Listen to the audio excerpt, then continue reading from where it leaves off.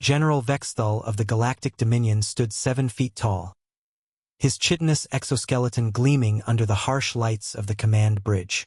His compound eyes reflected the holographic display showing a small blue planet in the outer rim of a spiral arm, a world the locals called Earth. Admiral Zorak, he clicked his mandibles in what passed for amusement among his species. Remind me why we're wasting time with these humans? Admiral Zorak, his second-in-command, pulled up the preliminary scout reports. The Galactic Council has designated them as a Class 7 civilization. They've achieved rudimentary spaceflight but haven't developed proper energy shielding or faster-than-light communication. However, they occupy a strategically valuable system. Vex'thul's 4 arms gestured dismissively at the data streams. Look at these readings, Zorak. Their homeworld registers as a Class 9 Deathworld on the hazard scale. Crushing gravity, violent weather patterns, predatory megafauna, and an atmosphere so corrosive it would dissolve most civilized species within hours. He paused, studying the biological scans. Yet somehow, these soft, pink creatures not only survive but thrive there. The bridge fell silent as the crew processed this information. In their 400 years of conquest across the galaxy, they had never encountered a species that evolved on anything higher than a Class 6 world. Perhaps, Zorak ventured carefully, we should approach with standard diplomatic protocols? Vex'thul's laugh was a harsh chittering sound. Diplomatic protocols? For mammals who probably can't even lift their own body weight in proper gravity. He turned to his communications officer. Open a channel to their largest population center. Let's see what these humans are made of.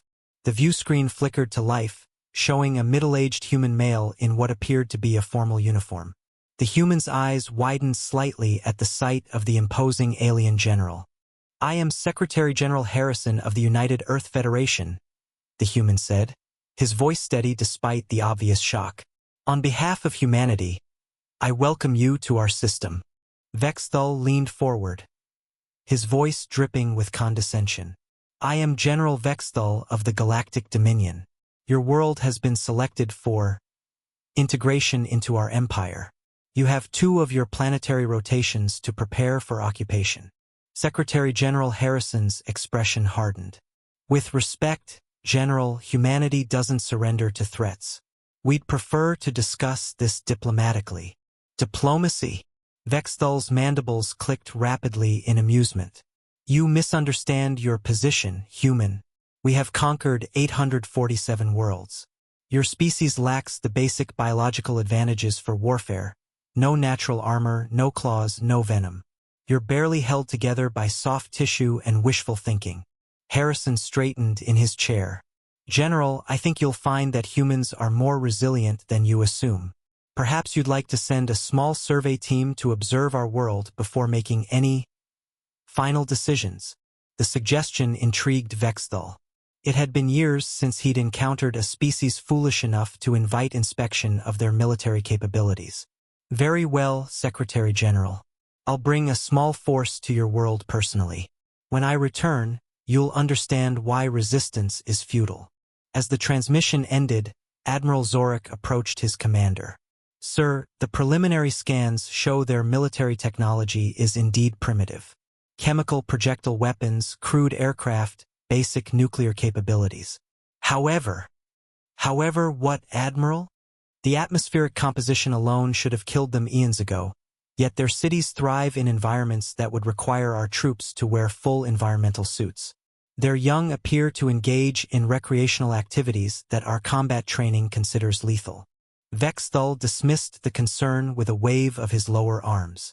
Adaptation to a hostile environment doesn't translate to combat effectiveness, Zorak. Tomorrow we descend to their world and show them what true strength looks like. The transport ship Dominion's fist broke through Earth's atmosphere with a thunderous roar, its hull glowing white-hot from atmospheric friction. Inside the armored compartment, General Vex'thul and his elite guard of 50 warriors made final preparations for their demonstration of superiority. Atmospheric analysis complete, General, reported Lieutenant Crix, the mission science officer. Oxygen levels at 21%, dangerously high and corrosive. Gravity at 9.8 meters per second squared, nearly triple our homeworld standard. Temperature variations extreme, with violent electromagnetic storms detected across multiple continents. Vex'thul nodded grimly as he sealed his environmental suit. No wonder these humans developed no real civilization. They're too busy simply trying to survive. He activated his suit's combat systems. Set us down at the coordinates the Secretary General provided. Let's see what passes for their capital defense force. The landing zone was a vast meadow outside what the humans called Washington, D.C. As the ship's ramp lowered, Vex'thul was struck by the oppressive weight of Earth's gravity. Even in his powered exoskeleton, each step required conscious effort. Secretary General Harrison approached with a small delegation, none of whom wore any protective equipment despite the supposedly lethal environment. Vex'thul noted with grudging surprise that the human leader showed no signs of strain from the crushing gravity that had his own elite warriors moving sluggishly. "Welcome to Earth, General," Harrison said, his voice carrying easily in the dense atmosphere. "I hope you'll find our world educational." "Indeed," Vex'thul replied, his suit's external speakers compensating for the thick air. "I'm curious how your species manages to function in such hostile conditions." Harrison smiled. "We adapt. It's what we do best. Would you like a tour? I thought we'd start with one of our elementary schools." "A school?" Vex'thul was confused. "I came to assess your military capabilities, not your educational systems. Trust me, General. You'll find it illuminating." The convoy of vehicles moved through the city, and Vex'thul observed the bustling human activity with growing bewilderment. Humans moved freely without protective equipment, their young running and playing in the open air as if the crushing gravity and corrosive atmosphere were nothing more than a mild inconvenience. They arrived at Jefferson Elementary School, where hundreds of small humans, children, Harrison explained, were engaged in various activities in an outdoor area they called a playground. "These are your offspring?" Vex'thul asked, watching a group of 6-year-olds racing across a field, laughing as they kicked a spherical object between them. "Yes, ages 5 to 11, Harrison replied. "Would you like to observe their physical education class?" What Vex'thul witnessed next would haunt him for the rest of his life. Human children, weighing no more than 30 kilograms each, were casually performing feats that would challenge his own warriors. They climbed rope structures with ease, lifted their entire body weight repeatedly in exercises they called pull-ups, and engaged in combat sports where they deliberately collided with each other at high speed. One child, no older than 8, fell from a climbing structure nearly 3 meters high. Vex'thul's warriors tensed, expecting to witness a fatality. Instead, the child rolled upon impact, stood up, brushed dirt from his clothes, and immediately resumed climbing. "By the eternal void," whispered Lieutenant Crix through the comm system. "That fall should have shattered every bone in its body." "Did you see the way he absorbed the impact?" added Sergeant Thane. "That's advanced combat training." But Vex'thul was staring at something else entirely.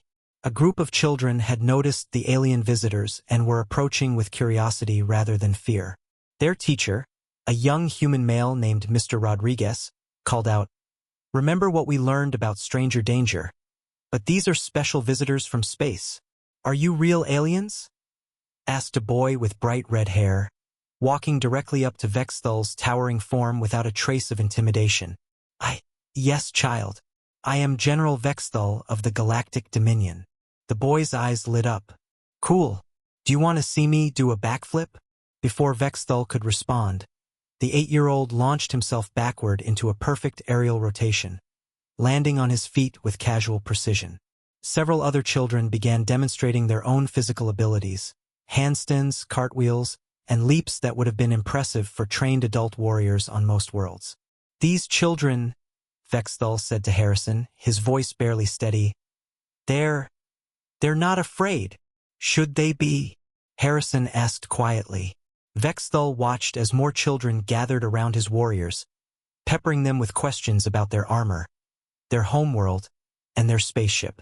One particularly bold girl asked if she could arm wrestle Lieutenant Crix.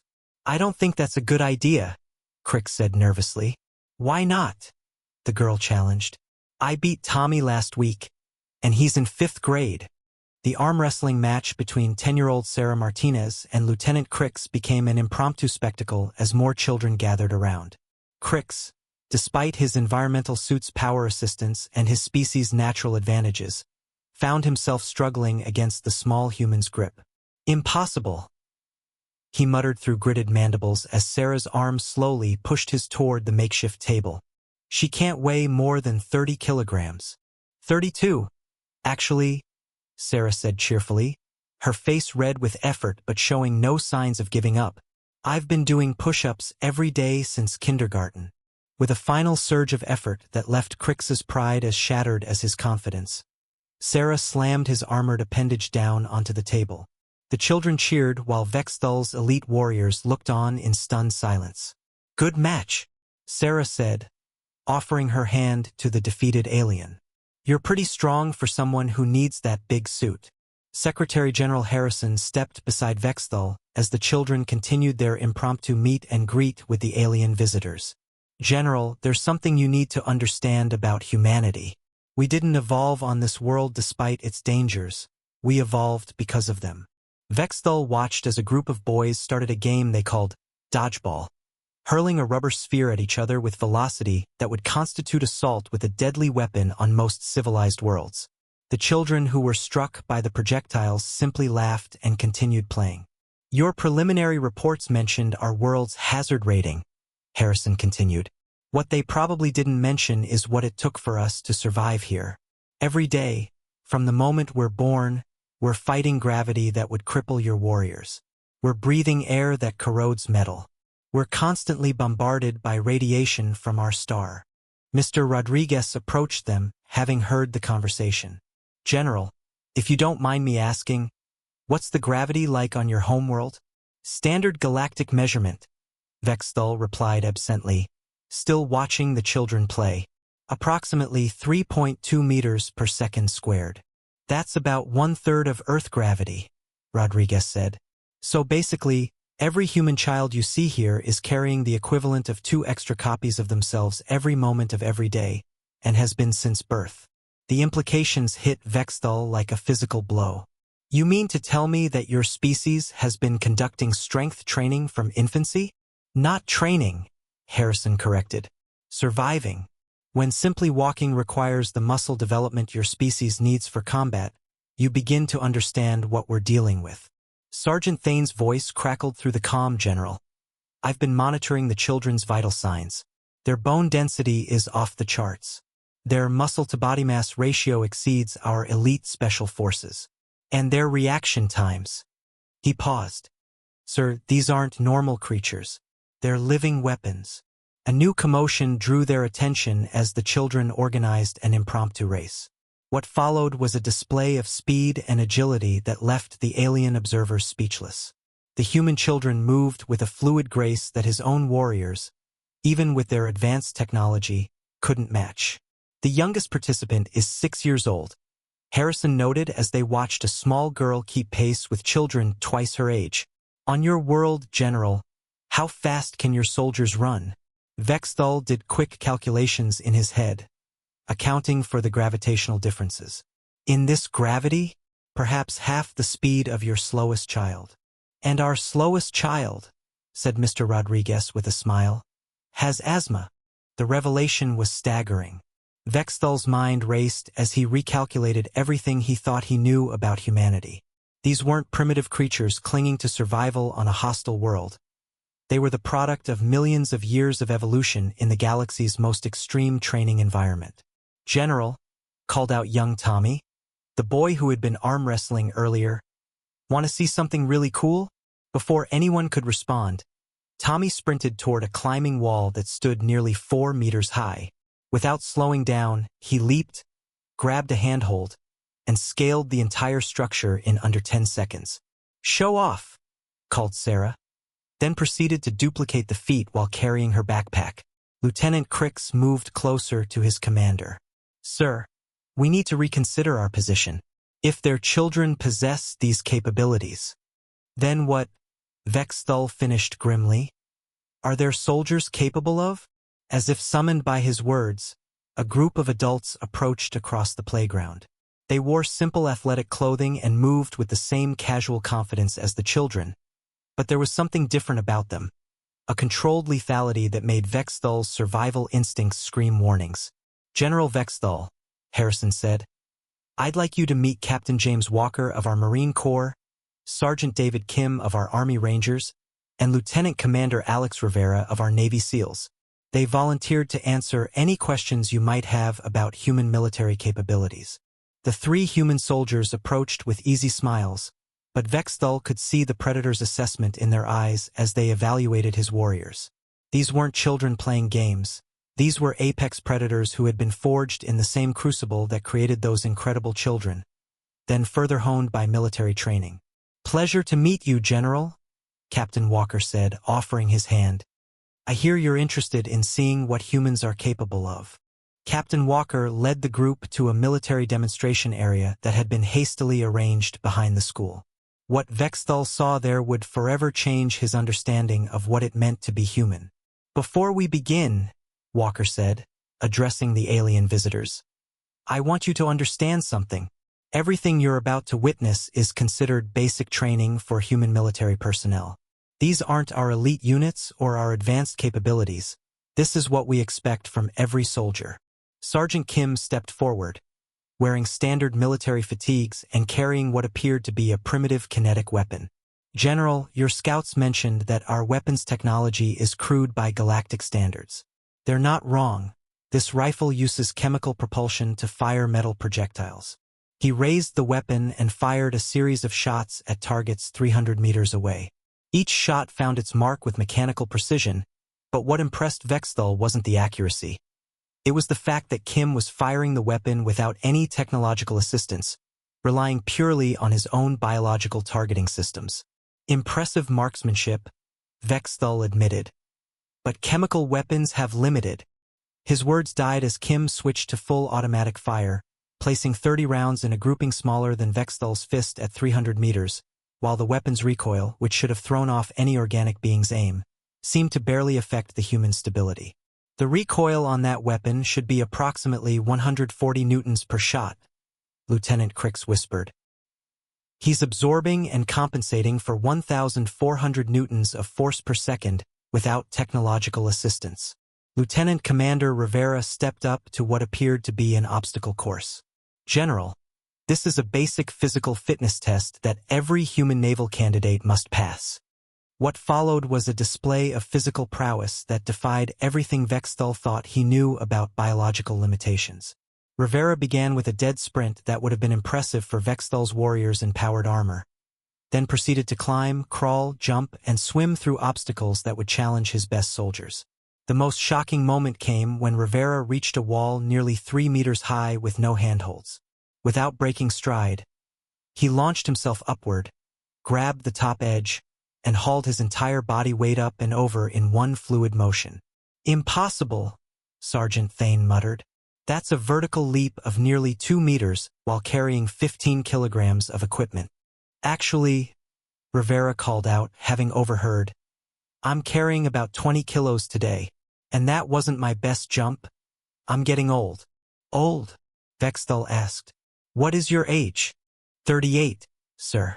Past my prime for this kind of work. Vex'thul's mind reeled. In his species, a warrior at 38 would be considered elderly and relegated to support roles. This human was casually outperforming his elite soldiers and claiming he was past his prime. Captain Walker approached carrying what appeared to be a simple metal bar. General, your reports mentioned that humans lack natural weapons, no claws, no armor, no venom. That's accurate, but it misses the point entirely. He gripped the metal bar with both hands. The muscles in his forearms corded as he applied pressure, and slowly, impossibly, the metal began to bend. Humans are weapons, Walker continued, his voice steady despite the enormous force he was exerting. We don't need claws when our grip strength can crush steel. We don't need armor when our bones are denser than most metals. We don't need venom when our immune systems can process toxins that would kill most galactic species. Except us, Harrison said. We don't just inhabit a death world, General. We mastered it. Every human you see is the product of millions of years of evolution in the galaxy's most hostile environment. We're not weak creatures clinging to survival. We're apex predators who turned the most dangerous planet in known space into our nursery. The children from earlier had gathered to watch the demonstration, and Vex'thul noticed they were applauding the soldiers with casual admiration, as if witnessing superhuman feats of strength and agility was perfectly normal. The children think this is normal, he said, more to himself than anyone else. For us it is. Young Sarah piped up. My dad's a Marine too. He can do way cooler stuff than this. Captain Walker grinned. Sarah's father is Gunnery Sergeant Martinez. He holds our base record for the obstacle course. Vex'thul looked around at the humans, children and adults alike, with new eyes. These weren't primitive creatures to be conquered. They were the product of the most extreme evolutionary pressure in the galaxy, and they had not just survived but thrived. General, Harrison said quietly, I think it's time we discussed the real reason you're here. Your empire has conquered 847 worlds, but I suspect none of those worlds fought back with quite the same enthusiasm that humans would bring to such a conflict. The alien general's mandibles clicked nervously as he considered the implications. His empire had succeeded through technological superiority and the natural weakness of species that evolved on comfortable worlds. But humans hadn't evolved on a comfortable world. They had been forged in hell and emerged as something unprecedented in galactic history. Perhaps, Vex'thul said carefully, we should discuss those diplomatic options you mentioned earlier. 3 days later, aboard his flagship in Earth's orbit, General Vex'thul sat in his private chambers, reviewing the intelligence reports his teams had compiled. The more he learned about humanity, the more he understood that his initial assessment hadn't just been wrong, it had been catastrophically naive. Admiral Zorik entered, his movements betraying the same unease that had plagued the crew since their return from the planet's surface. The full survey reports are complete, General. You're not going to like them. Show me, Vex'thul ordered, though he already suspected what he would find. The holographic display filled with data that painted a picture of a species unlike anything in galactic records. Human children routinely performed physical feats that exceeded the capabilities of adult warriors from most civilized worlds. Their soldiers displayed strength, speed, and endurance that defied biological norms. But most disturbing of all was their psychological profile. They don't just fight to survive, Zorik reported grimly. They fight for the joy of it. Their children engage in combat sports as recreation. Their adults voluntarily subject themselves to physical training that our interrogators would consider torture. And when faced with impossible odds, they don't surrender, they get creative. Vex'thul studied the recordings of human children playing something called rugby, a sport where they deliberately collided with each other at high speed, then got up laughing and did it again. This is madness, Zorik. What kind of species weaponizes childhood games? A species that evolved on a world where everything was trying to kill them, sir. Our xenobiologists estimate that Earth has produced more apex predators per square kilometer than any known world. Humans didn't just survive among them, they became the ultimate apex predator. The door chimed, and Communications Officer Helix entered with a troubled expression. General, we're receiving a transmission from the Human Secretary General. He's requesting permission to visit our flagship. Vex'thul's compound eyes widened. He wants to come here? Into space? Without environmental protection? Apparently, sir, humans have been traveling in space for over a century. They regularly work in environments that would kill most of our crew even with full protection. An hour later, Vex'thul found himself greeting Secretary General Harrison in his flagship's docking bay. The human wore a simple pressure suit that looked primitive compared to Dominion technology, yet he moved through the ship's corridors with the confidence of someone born to the void. Impressive ship, General, Harrison commented as they toured the command bridge. Though I notice your crew seems a bit on edge. Vex'thul gestured for the human to sit in the observation lounge, where Earth hung like a blue marble against the black of space. Secretary General, I owe you an apology. When I came to your world, I expected to find a weak species ready for conquest. Instead, I found something that challenges everything I thought I knew about galactic civilization. Harrison smiled. Humans have a saying, General. Never judge a book by its cover. You saw our lack of advanced technology and assumed weakness. What you missed is that we've spent millions of years becoming living weapons. The children, Vex'thul said quietly. Watching your children casually perform feats that would challenge my elite warriors. It changed something in me. How do you do it? How do you create such creatures? We don't create them, General. Earth creates them. Every human child is raised on a world where the gravity alone would cripple most galactic species. They breathe air that corrodes metal, withstand radiation that would sterilize most worlds, and consider toxic storms to be weather. By the time they reach adulthood, they've already exceeded the physical capabilities of most galactic soldiers. Vex'thul looked out at the planet below. And your military? Takes those already superhuman specimens and makes them better, Harrison replied. General, you mentioned conquering 847 worlds. How many of those species had military traditions spanning thousands of years? How many had developed concepts like special forces or elite units because their basic soldiers were already beyond galactic norms? None, Vex'thul admitted. Most species we encounter achieve spaceflight and then assume they're the apex of evolution. They have no concept of conflict beyond their homeworld. Humans have been at war with each other and our environment since we crawled out of the oceans, Harrison said. We've had to become efficient at violence because everything on our world demanded it. When you threatened conquest, you weren't threatening sheep. You were threatening wolves who had spent millennia learning how to kill other wolves. The reality of the situation crystallized for Vex'thul. His empire had succeeded through technological superiority over species that had no concept of real warfare. But humans had been honing their skills against the galaxy's most dangerous training environment for millions of years. What happens now? Vex'thul asked. Harrison leaned back in his chair, his expression thoughtful. That depends on you, General.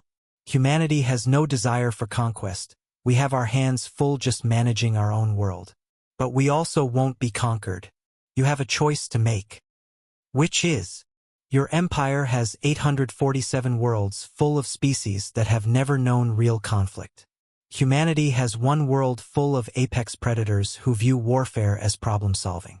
You can try to conquer us and discover what happens when you attack something that evolved to fight back, or we can discuss alliance. Your technology, our capabilities. Your empire could use allies who can handle the conflicts your current forces can't manage. And humanity could use friends who can teach us about the galaxy we're preparing to explore. Vex'thul considered this. His empire had grown through conquest because it was the only option when dealing with weak species. But humans weren't weak. They were something unprecedented, a species that had weaponized evolution itself. Alliance, he said finally. I think my empire would benefit from learning about human concepts like diplomacy through superior firepower. Harrison smiled. General, I think this could be the beginning of a very interesting friendship. Fair warning, though, wait until you see what our teenagers are capable of. As Earth rotated slowly below them, Vex'thul realized that first contact with humanity hadn't just changed his conquest plans. It had changed his entire understanding of what it meant to be apex creatures in a hostile galaxy. Humans weren't just another species to be cataloged and conquered. They were evolution's answer to the question, what if we created something that couldn't be killed, and the galaxy would never be the same?